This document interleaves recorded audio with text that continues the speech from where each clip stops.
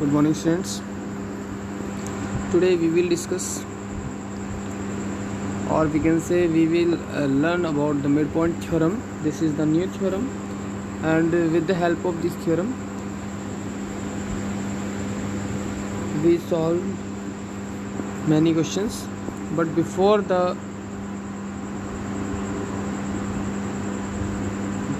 this theorem, first of all, question number 12 from the exercise 8.1 I will tell you. बहुत अच्छा question है, question number 12 exercise 8.1 में। तो मैंने फिगर बनाई है, इसमें लिखा हुआ है ABCD इज ए ट्रेपीजियम, और गिवन है कि AB जो है वो CD के पैरेलल है, और AD और BC आपस में इक्वल है, यानी AD और BC साइड आपस में इक्वल है, यानी कि ये वाली साइड इस साइड के इक्वल है, ठीक है, और AB और DC आपस में पैरेलल है, ठीक है।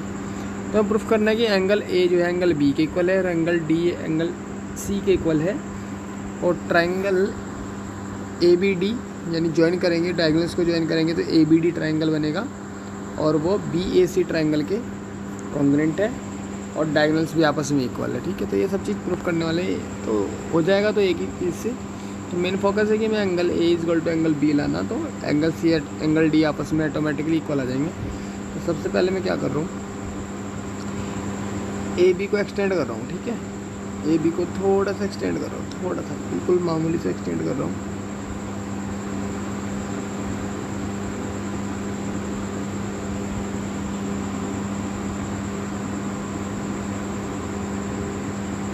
मैंने थोड़ा सा इसको एक्सटेंड कर दिया आगे,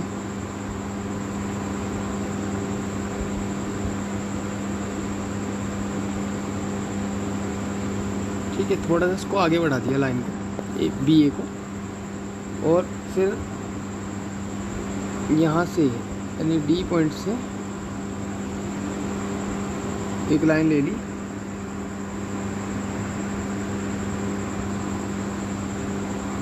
इस तरह से, ठीक है। यानी BA को आगे प्रोड्यूस किया, और D से एक लाइन ली, इस तरह से लिखी BC और DE, इसको नाम दिया मैंने E का, इस पॉइंट को नाम दिया E का। DE जो है वो BC के पैरेलल है, ठीक है ना। तो हम क्या करेंगे, कंस्ट्रक्शन किया हमने, कंस्ट्रक्शन क्या लिखेंगे, extend BA to E such that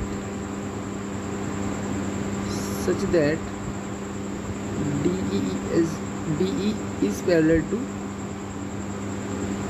CB या BC, ठीक है। D जो है BC के पैरेलल है, ठीक है। नाउ प्रूफ करते हैं, ठीक है। प्रूफ में करना क्या है, since AB is parallel to CD, AB जो है वो CD के पैरेलल है, हम इसको ऐसे भी कह सकते हैं, AB की जगह मैं EB लिख सकता हूँ, क्योंकि AB और EB एक ही लाइन है। EB is parallel to CD, ठीक है। Also DE is parallel to BC, ये है बाय कंस्ट्रक्शन, यहाँ लिख देना बाय कंस्ट्रक्शन, ये कंस्ट्रक्शन से लाइन ले रहे हैं, बाय कंस्ट्रक्शन। तो ये अब ये इस कंडीशन को देखो और इस कंडीशन को देखो, जब किसी भी क्वाड्रिलेटरल की आमने सामने की साइड्स पैरेलल होती हैं तो वो क्या होता है, एक पैरेललोग्राम होता है। तो लिखेंगे सो EBCD इज अ पैरेललोग्राम, ठीक है ना। EBCD इज अ पैरेललोग्राम, हमने ये बात लिख दी यहाँ पे, ठीक है। इसके बाद में रिजल्ट क्या निकलता है, हमने क्यों प्रूफ किया, तो इससे रिजल्ट ये निकल के आता है कि ED जो है वो किसके इक्वल हो गई, हमारी BC के इक्वल होगी। ED जो है ये वाली साइड BC साइड के इक्वल होगी, और BC ऑलरेडी AD के इक्वल थी, ठीक है। बट BC जो है वो AD के इक्वल है, सो AD जो है वो किसके इक्वल हो गई, ED के इक्वल हो गई, ठीक है। AD जो है वो ED के इक्वल हो गई, तो ये वाली साइड तीनों आपस में इक्वल है, कैसे भी लिख लो, ठीक है। तो इस तरीके से निकल के आया कि ये जो ट्रायंगल बना हुआ है EDA जो ट्रायंगल है, EDA ट्रायंगल, ये एक आइसोसेलेस ट्रायंगल है और आइसोसेलेस ट्रायंगल की जो इक्वल साइड्स होती हैं उनके सामने के एंगल्स ही आपस में इक्वल होते हैं। ठीक है, लिख देंगे। इससे निष्कर्ष ये निकलता है, इससे इसका मीनिंग ये निकलता है कि angle DEA equal to angle DAE दोनों आपस में इक्वल है। ठीक है,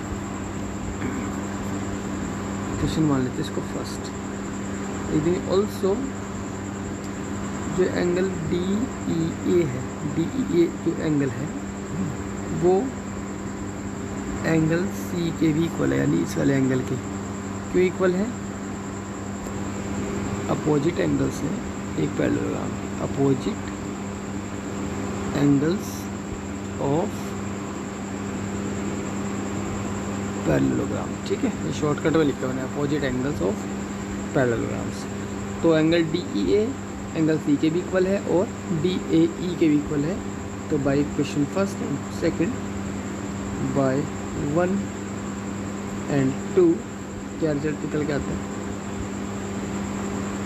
रिजल्ट निकल के आता है कि एंगल DAE ये वाला एंगल, ठीक है, ये वाला एंगल हमारे इस एंगल के इक्वल है, एंगल C के इक्वल है। ठीक है, चलिए अब अगर मैं इसको देखूं और इस एंगल को देखूं तो अल्टरनेट एंगल्स हैं, लिख देंगे इसको इक्वेशन मान लो थर्ड। ठीक है, लिख देंगे। Now angle DAE equal to angle ADC, ये वाला ADC एंगल कहलाएगा, ADC एंगल इसके इक्वल है। क्यों इक्वल है? क्वेश्चन नंबर 4 मान दो। और क्यों इक्वल है? Alternate interior angles, alternate angles हैं। तो by equation third and fourth, by equation third and fourth angle C equal to angle ADC, और करके हम उसको ऐसे बोल सकते हैं एंगल C जो है वो एंगल D के इक्वल है। ठीक है, नाउ दोनों का हम ऐसे लिख सकते हैं 180 minus angle C equal to 180 minus angle D। दोनों को 180 में से माइनस कर दें तब भी इक्वल ही रहेंगे। ठीक है, क्यों किया? क्योंकि जैसे ही 180 में से एंगल C को माइनस करूँगा तो वो एंगल B बन जाएगा, और 180 में से एंगल D को माइनस करूँगा तो वो एंगल A बन जाएगा। तो लिख देंगे, इसको ऐसे लिख सकते हैं एंगल B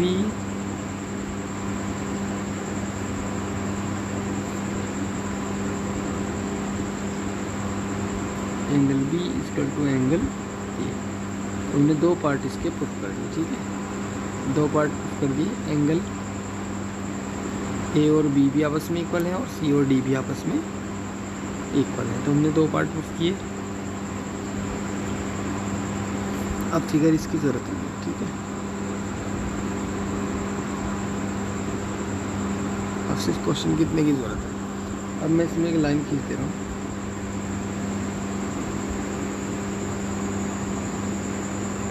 तो ये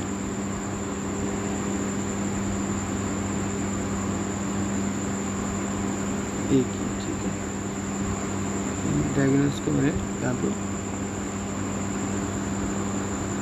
ड्रॉ कर दिया।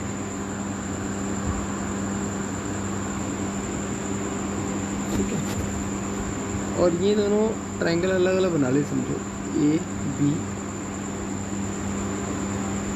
ये तो हो गया A, ये हो गया B और ये हो गया D। एक ट्रायंगल ऐसे बना लो। इन दोनों ट्रायंगल्स को दिखाएंगे कॉन्ग्रुएंट, ABC, क्योंकि कॉन्ग्रुएंट ये है भी। क्यों है? देखो AB साइड के इक्वल है, कॉमन साइड है। एंगल B एंगल A के इक्वल है, बिल्कुल है। और साइड BC जो है वो AD के इक्वल है, क्योंकि गिवन है, BC AD के इक्वल है। तो साइड एंगल साइड से दोनों ट्रायंगल देंगे कॉन्ग्रुएंट प्रूफ, जिसकी वजह से BD साइड AC साइड के इक्वल आ जाएगी। ठीक है ना, डायगोनल्स आपस में इक्वल हो जाएंगे। ठीक है, बस ये हमें प्रूफ करना था। ठीक है, लिख देंगे now in triangle A B D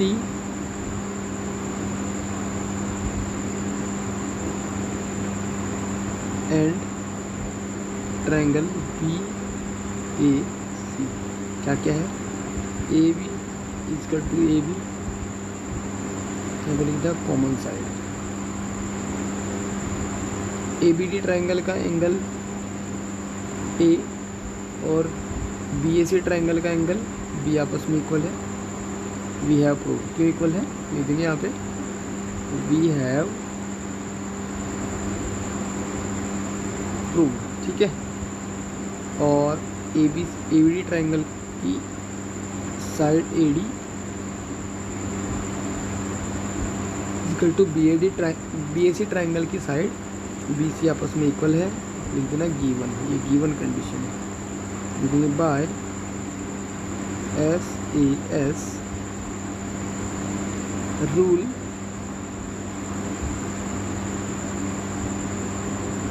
triangle A B D is congruent to triangle B A C. और इससे क्या होता है, ए सी यानी बी डी जो साइड है वो किसके इक्वल है, ए सी के।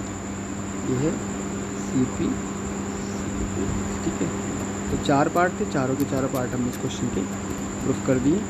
बाकी आपको समझना है, पहले क्वेश्चन पूरा नोट कर लेना समझते, उसके बाद वीडियो को दोबारा चलाना, तब ये क्वेश्चन समझ में आएगा, ठीक है। चलिए नेक्स्ट हम करते हैं मिड पॉइंट थ्योरम और इससे रिलेटेड क्वेश्चंस कैसे कैसे होते हैं हमारे, ठीक है। तो मिड पॉइंट थ्योरम करते हैं। मिड पॉइंट थ्योरम जो आती है एग्जाम में, स्टेटमेंट आता है कि स्टेटमेंट के साथ में प्रूफ होती है, यानी कुछ नहीं लिया होता है, सिर्फ आपको स्टेटमेंट भी लिखना होता है और प्रूफ भी करना होता है, ठीक है। तो स्टेटमेंट क्या है,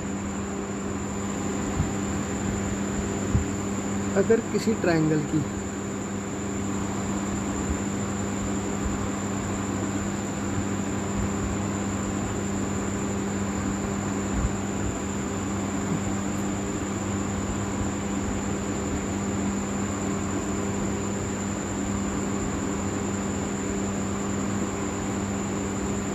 अगर कोई ट्राइंगल है हमारा,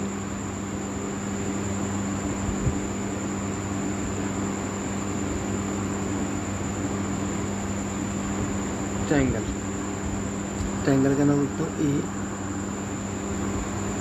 बी सी, ठीक है।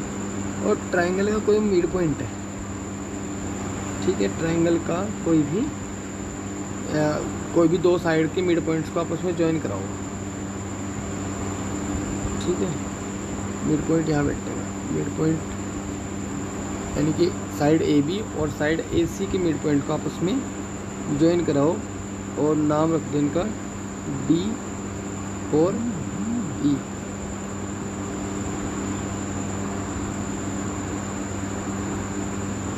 डी और ई, ठीक है। डी और ई नाम रख दिया।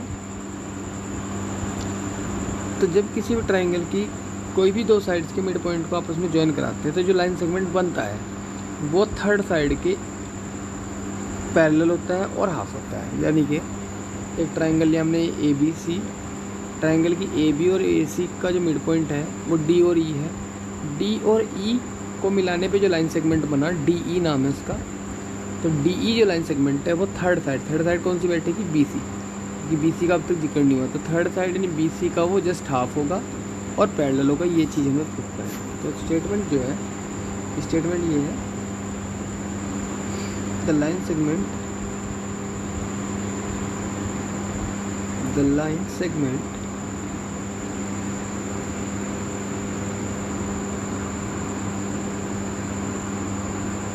joining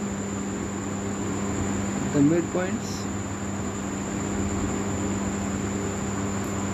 of any 2 sides of a triangle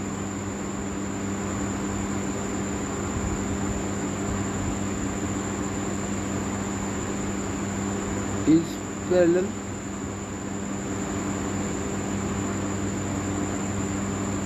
and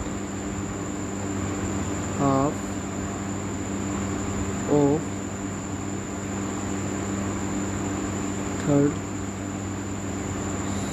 third side के हाफ होगा और पैरेलल भी होगा, ठीक है।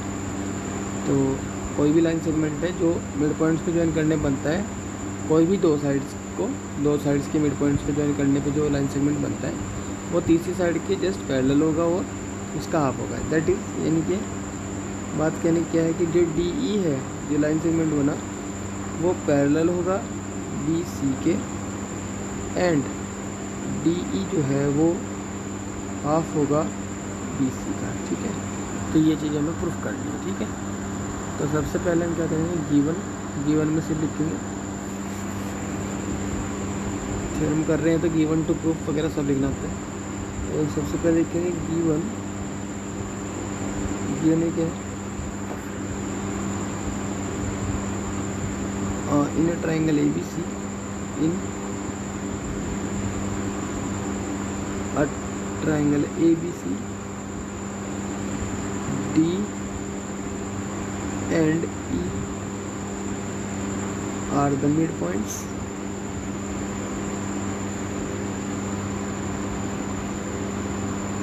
of sides AB and AC respective, ठीक है, रेस्पेक्टिव। तो वो हमारा गिवन। उसके बाद लिखना टू प्रूव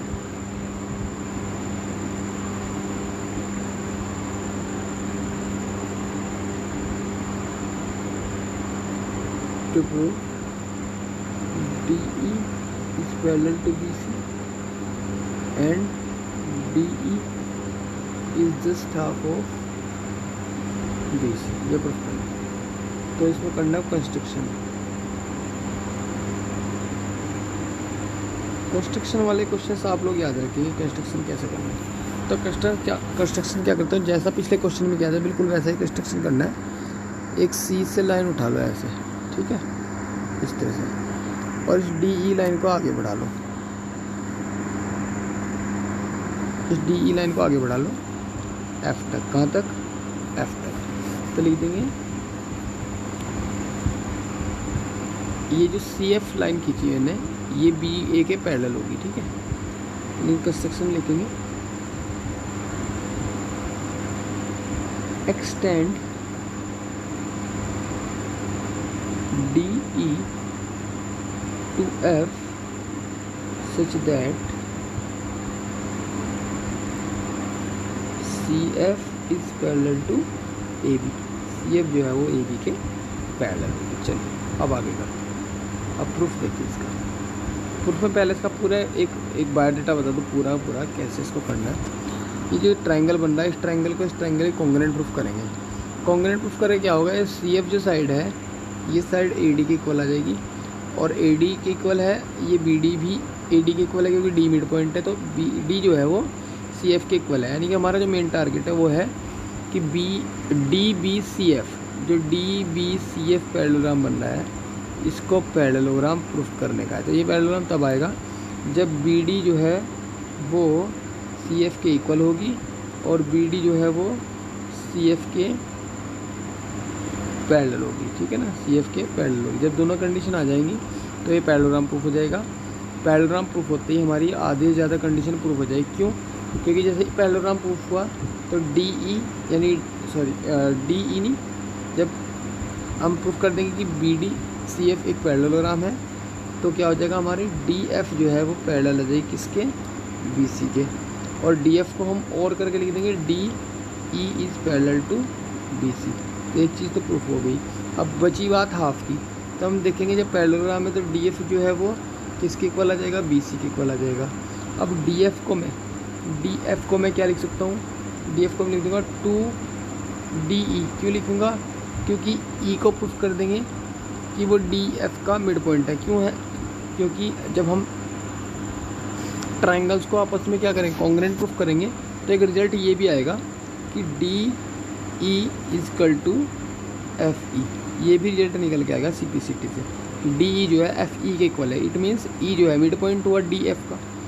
तो उससे क्या होगा कि हम डी एफ को हम टू डी ई लिख देंगे और बी सी के इक्वल है ही, और टू अप चला जाएगा बी सी के पॉइंट में, तो D E is equal to B C का हाफ आ जाएगा। तो ये चीज़ हमने प्रूफ करनी थी, यही प्रूफ करेंगे। तो ये पूरा मैंने एक बायोडाटा बता दिया पूरे क्वेश्चन का। तो मेन टारगेट है हमारा सबसे पहले कि इन दोनों ट्रायंगल्स को हम कॉन्ग्रुएंट प्रूफ करें। कॉन्ग्रुएंट प्रूफ करके फिर हम क्या करेंगे, जो DBCF जो हमारा क्वाड्रिलेटरल है इसको हम पैरेललोग्राम प्रूफ करेंगे, उसके बाद से सब चीज़ चलेंगे। तो प्रूफ देखिए सबसे पहले इसलिए कंस्ट्रक्शन किया है, ठीक है। प्रूफ अब मैं 2 ट्रायंगल बना रहा हूँ। ये समझो कि एक ट्रायंगल तो ये बना आपका और एक ट्रायंगल ये बना आपका, ठीक है। इस ट्रायंगल में है यहाँ पे D है, यहाँ पे E है, यहाँ पे A है, ठीक है। इस ट्रायंगल में यहाँ पे F है, यहाँ पे E है और यहाँ पे C है। तो दोनों ट्रायंगल्स की देख लो क्या क्या कॉमन विशेषताएं हैं इनमें, ठीक है। तो क्या विशेषताएं हैं,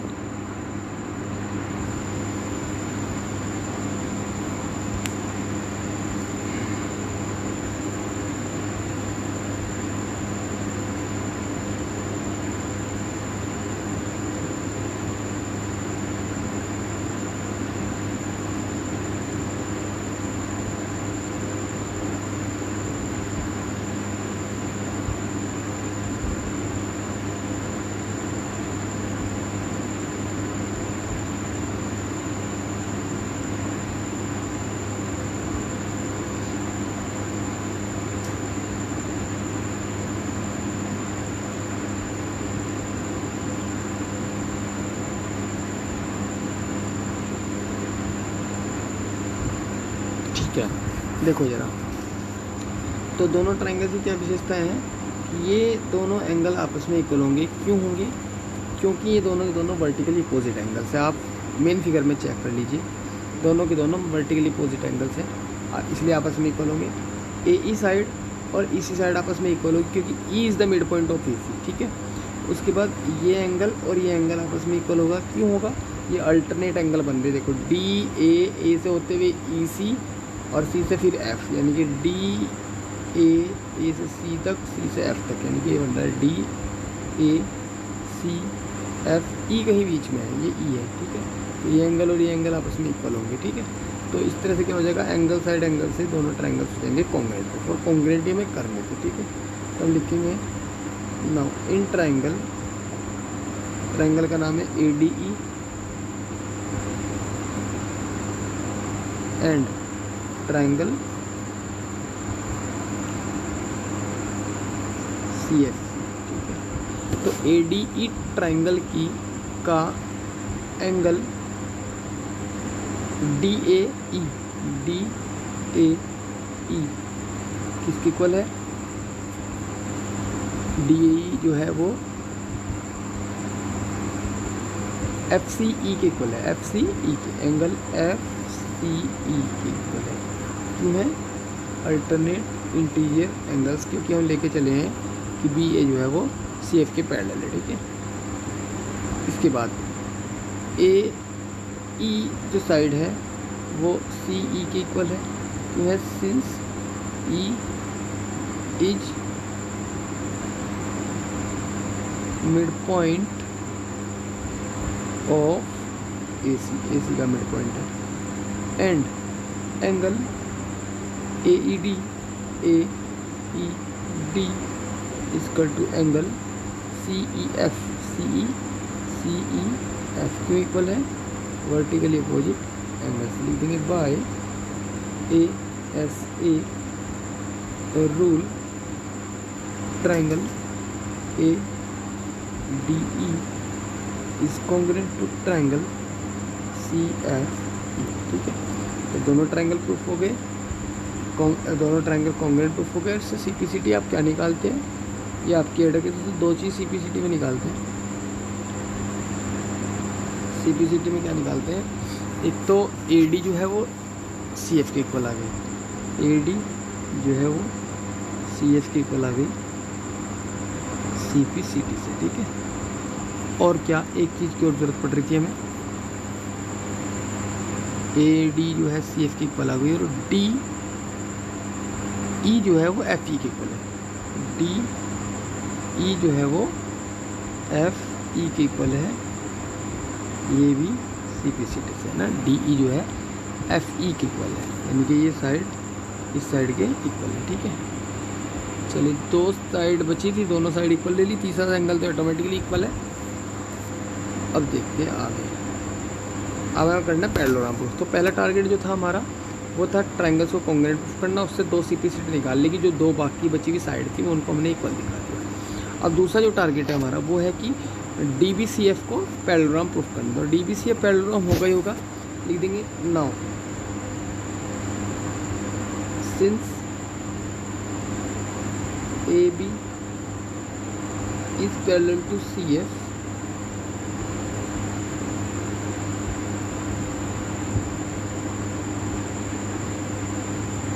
एंड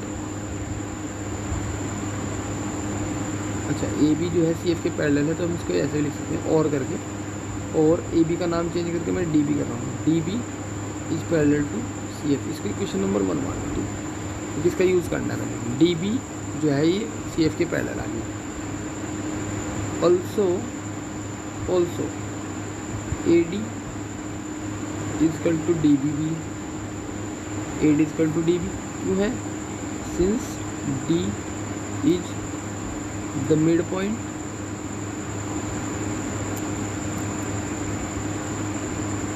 ऑफ AB का मिड पॉइंट है। तो AD जो है DB के इक्वल है और AD जो है CF के भी इक्वल है। तो इन दोनों से देखिए, इसका मतलब हुआ कि AD जो है वो DB के तो इक्वल है ही, वो CF के भी आपस में इक्वल है, ठीक है ना। इसका रिजल्ट क्या निकलता है, इसका रिजल्ट निकलता है कि DB इजकल टू C, या बस इतना रहेगा। इक्वेशन नंबर 2 मान लो इसको भाई। यहाँ पे इक्वेशन 1 में आ रहा है DB is parallel to CF, second equation में आ रहा है DB equal to CF। It means DB CF क्या हुआ, by 1 and 2 by 1 and 2 DBCF is of parallelogram, ठीक है। चलिए DBCF हो गया हमारा पैरेललोग्राम। अब जब ये पैरेललोग्राम हो गया तो इसका मतलब क्या हुआ हमारा कि DF जो है वो BC के पैरेलल है। इट मीन्स DF जो हुई हमारी वो पैरेलल आ गई हमारी BC के, ठीक है। और इसको और कर कैसे लिख सकते हैं, DE जो है वो BC के पैरेलल है, ठीक है। इसको इक्वेशन नंबर 3 मान लो।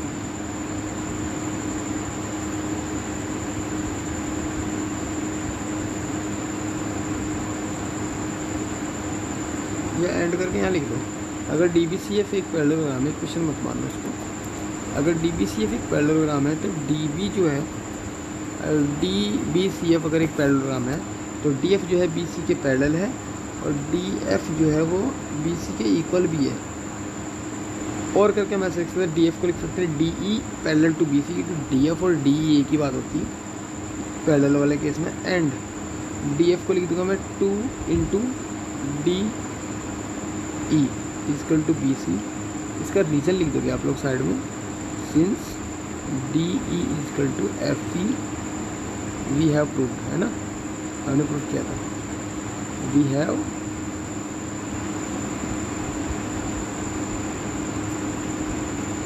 प्रूव्ड, ठीक है। कॉमा लगा के लिख देना, D is equal to FE we have proved, ठीक है। इसको रफ कर दे रहा हूँ मैं, आप लिख लेना इसको एक बार, ठीक है। चलिए तो लिख देंगे DE parallel to BC and DE equal to half of BC। ये क्या हमारे थ्योरम को, ठीक है। तो मैंने एक क्वेश्चन कराया आपको, एक थ्योरम कराई है। इस थ्योरम को बहुत अच्छे से रट लेना, इस थ्योरम का मेथड भी रट लेना, ठीक है। तो ये थ्योरम आपको अपनी नोटबुक में बड़े साफ साफ करनी है, मुझे सेंड करनी है। और आपके लिए होमवर्क यही है कि इस थ्योरम को ही आप कम से कम 5 बार बिना देखे करेंगे, कम से कम 5 बार बिना देखे, क्योंकि ये बहुत इंपॉर्टेंट थ्योरम है। 8.9 थ्योरम थी, 8.10 और 8.9 ये थ्योरम थी। 8.10 इसकी जस्ट कन्वर्स है, वो मैं बता दूंगा, वैसे तो आपको ही करनी है, लेकिन सबसे पहले थ्योरम नंबर 8.9 आपको बहुत ही मेहनत से कम 5 बार अपनी नोटबुक कम से कम 5 बार इसकी प्रैक्टिस आपको करनी है। चलिए स्टूडेंट्स,